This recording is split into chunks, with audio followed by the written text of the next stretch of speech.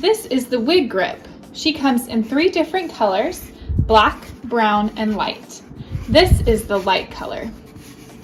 She comes with a lace section at the top to line up with the lace part on your wig. She has a Velcro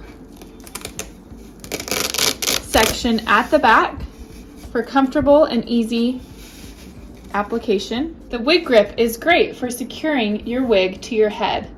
It is flexible and a thin velvet material. It provides friction to keep your wig from moving and sliding back. A wig grip can make wearing a wig more comfortable because it gets rid of the need for tapes, glues, and clips.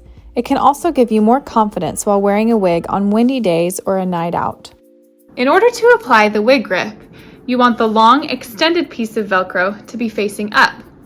Place the lace section at the part of your wig, and in the back, attach the Velcro where it is most comfortable on your head.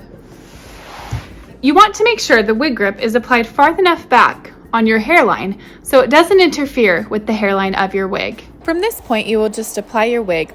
Take care to notice where the part is on the Wig Grip and line it up with the lace part on your wig, making sure that your hairline is in front of the velvet.